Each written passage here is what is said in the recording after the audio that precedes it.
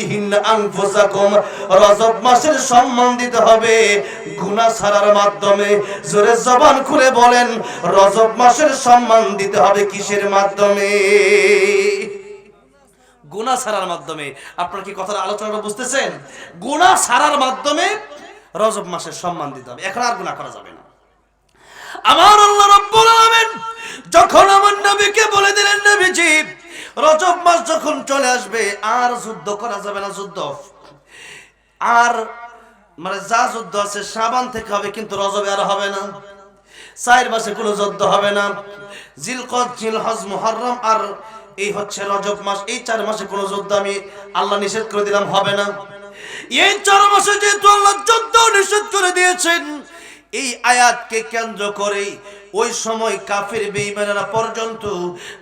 বেঈমানেরা পর্যন্ত তারা নিজেদের মধ্যে ঝগড়া থাকলে মিটিয়ে ফেলেছে যে এখন রজব মাস চলে আসছে, এখন আর ঝগড়া নয়, আসো আমরা মিলে যাই, আর কেস কামারি নয়, আসো আমরা মিলে যাই, আর হামলা মামলা নয়, আসো আমরা মিলে যাই। কিন্তু বর্তমানে আজকের বাংলাদেশে এই রজব মাস আসার পরেও দেখা যায় এই দেশের ভিতরে রক্তপাত আর মারামারি। রজব মাস আইসা গেল কিন্তু এখনো মারামারি আর খুনাখুনি আর রক্তারক্তি বন্ধ হয় নাই। কথা ঠিক না বেঠিক? কালকের খবর, গতকালকে যশোরে এক বিএনপি নেতাকে মানে গুলি করে মেরে ফেলছে। আপনারা জানেন না? খবর জানবেন কেন? আর দিন দুপুরে কত মানুষ মরতেছে জানি না আমরা। দেখেন এই যে আমাদের দেশের ভিতরে আজকে ওরা ঢাকায় পুরো মারামারি চলতেছে, ঢাকায় শুধু মারামারি, দুই পক্ষ। এই যে মারামারি হচ্ছে, এই যে এখনো ঝগড়া হচ্ছে, তার মানে কি বোঝা গেল?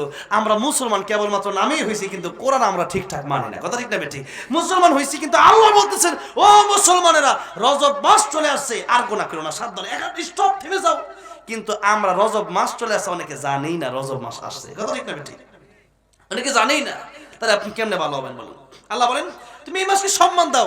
আরে জামাই বিয়ে করতে গেছে, হবু জামাই, তো বিয়ে করতে যাওয়ার পরে যখন মানে সে শ্বশুরকে চেনে না, তো ঘটক সাহেব বলে দিলেন, শোনো ওই যে তোমার শ্বশুর আসতেছে, যেই মাত্র দেখলো শ্বশুর আসতেছে, হবু শ্বশুর, এখন বিয়ে করে নাই, তো হবু শ্বশুর এমনি মোবাইল টিপতেছিল, এখন মোবাইলটা পকেটে রেখে একটু নড়াচড়া দিয়া বৈশা করে, আব্বা আসসালামু আলাইকুম। কত ছেলে আছে নিজের বাপের বাপ ডাকে না, শ্বশুর আব্বারে আব্বা ডাকতে রাখতে মুখ ফেলা তোলে। কথা ঠিক না ঠিক? নিজের মারে মা ডাকে না, আরেকজনের করে একবারে মা ডাকে। হ্যাঁ, শ্বশুর আম্মাকে আম্মা ডাকবে, ঠিক আছে, কিন্তু নিজের মারে এমনি আম্মা ডাকে না, ওই দিকে গিয়েছে এমনি আম্মা ডাকে। নিজের বাপের ওইভাবে আব্বা ডাকে না, আরেক মানে শ্বশুর আব্বার যেমনি আব্বা ডাকে। এই জন্য নিজের বাপ আর নিজের মায়ের মতো হাজার শ্বশুর মিলেও কি হতে পারবে নাকি? বলেন হতে পারবে? নিজের মা আর বাবা নই বলেন, তোমার মা আর বাবার দিকে একবার তাকাও, একবার নেক নজর দিয়ে বাবা আর মায়ের দিকে তাকাইলে একটা কবুল হজের সওয়াব আল্লাহ পাক তোমার আমলনামায় দান করে দিবেন। আর মা বাবার যদি কষ্ট দাও, তাহলে মা বাবার কষ্ট দেওয়ার কারণে মা বাপ যদি মাফ না করে, মনে রাখো আমার আল্লাহও তোমারে মাফ করবে না। তাহলে যারা মা বাপের কষ্ট দিচ্ছে না, তওবা করবে না, এসে মসজিদে, ওইটা তওবা কাজ হবে না। তওবা কাজ হবে না, তওবা কাজ হবে না। আল্লাহর নবী বিশ্ব নবী রাহমাতুল লিল আলামিন তিনি একবার একটা কবরের পাশে দিয়ে যাচ্ছিলেন, দেখলেন কবর আযাব হয়। আমার নবী তিনি রাহমাতুল লিল আলামিন নবী। আল্লাহ যত জগতের জন্য রব, তত জগতের জন্য আমার নবী রহমত। আল্লাহ যত জগতের জন্য রব, তত জগতের জন্য আমার নবী রহমত। কারণ আল্লাহ বলেছেন আলহামদুলিল্লাহি রাব্বিল আলামিন।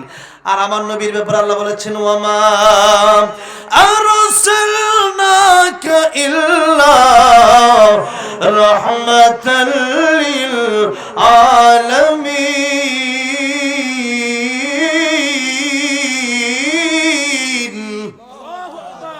যত জগতের জন্য আল্লাহ রব, তত জগতের জন্য আমার নবী রহমত।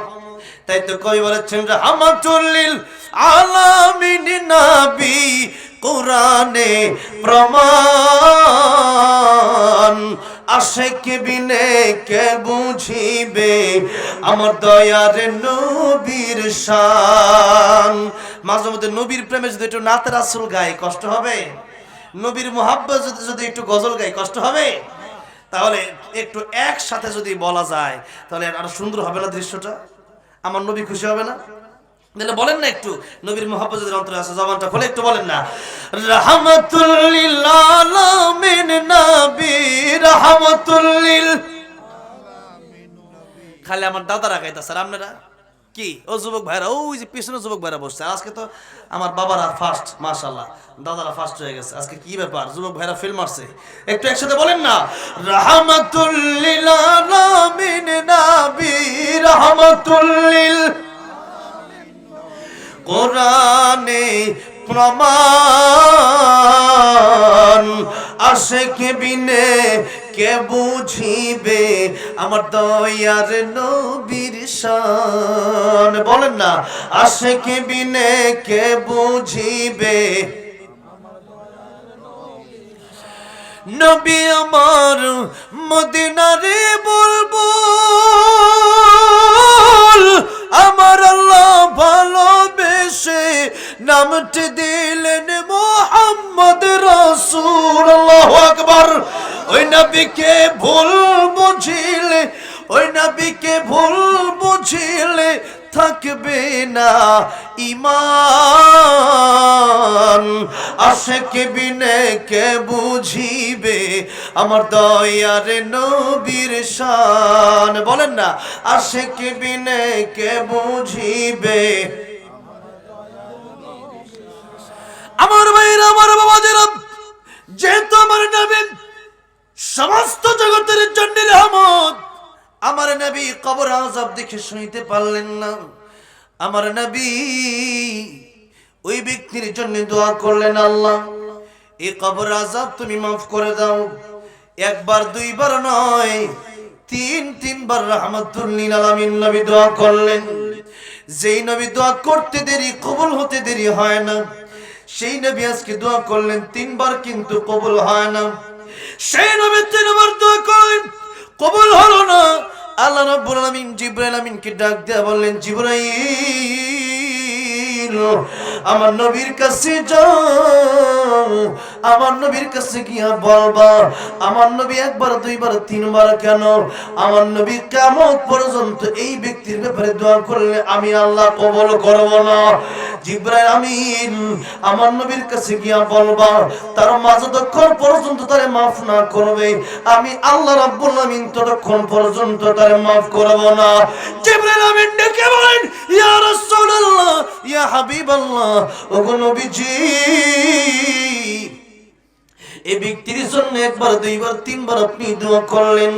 ও নবী, আপনি একবার দোয়া করলেই তো কবুল হয়ে যায়, আজকে তিনবার দোয়া করলেন কিন্তু কবর আযাব মাফ হয় না। ইয়া রাসূলুল্লাহ, ইয়া হাবিবাল্লাহ, তার মা এখনো বেঁচে আছে, মা যদি মাফ করে আল্লাহ বলছেন তার কবরের আযাব মাফ হবে, মা যদি মাফ না করে তার কবরের আযাব মাফ হবে না। আমার নবী যুবকের মায়ের সাথে সাক্ষাৎ করলেন, ডাক বললেন, যুবকের মা, এই কবর আযাব হয়, এই কবর কি তোমার সন্তানের কবর? যুবকের মা ডেকে বললেন, ইয়া রাসূলুল্লাহ, আমার সন্তানের তো কবর বরদাস্ত হয় না রে। ও যুবকের মা, তুমি কি তারে মাফ করে দিতে পারো না? যুবকের মা ডেকে বললেন, ইয়া রাসূলুল্লাহ, ইয়া হাবিবাল্লাহ, গো নবীজি, কেমনে মাফ করব?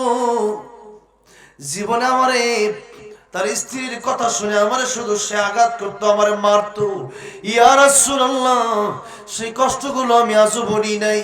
ইয়া রাসূলুল্লাহ, আমি তারে মাফ করব না। মায়ের চাইতে, বাপের চাইতে, সন্তানের চাইতে, ভাইয়ের চাইতে, বন্ধুর চাইতে আমার নবীর মায়া উম্মতের জন্য জোরে বলেন কম না বেশি? তাই তো নবী ডাক দিয়ে বলেন, লা ইউমিনু আহাদুকুম হাত্তা আকুনা হাব্বা ইলাইহি মিন ওয়ালিদিহি ওয়া ওয়ালাদিহি ওয়ান নাসি আজমাইন। আমার উম্মতেরা রে, ততক্ষণ পর্যন্ত পরিপূর্ণ ঈমানদার হতে পারবা না যতক্ষণ পর্যন্ত আপনি নবীকে নিজের বাপের চাইতে বেশি ভালো না বাসতে পারবা, নিজের মায়ের চাইতে বেশি ভালো না বাসতে পারবা, নিজের সন্তানের চাইতে বেশি ভালো না বাসতে পারবা, তামাম পৃথিবীর সবকিছুর চাইতে বেশি আল্লাহর পরে যতক্ষণ পর্যন্ত আমি নবীর ভালো না বাসতে পারবা, ততক্ষণ পর্যন্ত পরিপূর্ণ ঈমানদার হওয়া সম্ভব নয়। তাই আমাদেরকে গালি দিলে আমরা বরদাস্ত করতে পারি, আমাদের মা বাপকে গালি দিলেও বরদাস্ত করতে পারি। আল্লাহর কসম করে বলি রে মুসলমান, আমার নবী রাহমাতুল লিল আলামিন নবী, সাইয়্যিদুল মুরসালিন নবী, খাতামুন নবিয়্যিন নবী, প্যারা নবী মুহাম্মদ আলাইহি সাল্লামকে কেউ গালি দিলে, আমার নবীর সম্মান নিয়ে কেউ কটূক্তি করলে, প্রকৃত ঈমানদার একটা মুহূর্তের জন্য বরদাস্ত করতে পারে না। কথা ঠিক না বেঠে? নবী বলেন, আমার যতক্ষণ পর্যন্ত বেশি ভালো না বাসবা, ততক্ষণ পর্যন্ত পরিপূর্ণ ঈমানদার হতে পারবা না। হিজরতের রাতে আমার নবী আবু বকর সিদ্দিককে নিয়ে যখন গারে সূরের ভিতরে প্রবেশ করলেন, গর্তের ভিতরে প্রবেশ করলেন, নবীজি আবু বকরের উপরে মাথাটা রেখে নবীজি বিশ্রাম নিচ্ছিলেন। এমন সময় আবু বকরের পায়ে যখন সাপে কামড় দিল, আবু বকর সিদ্দিক রাদিয়াল্লাহু আনহু কাঁদেন। আবু বকর সিদ্দিক রাদিয়াল্লাহু আনহু রজন্তী এক ফোঁটা বা দুই ফোঁটা চোখের পানি আমার নবীর চেহারা মুবারকে পড়ে গেল। আমার নবীর ঘুম ভেঙে গেল। আমার নবী ডাক দিয়ে কয়, আবু বকর রে, বাড়ির কথা মনে পড়ে গেছে নাকি?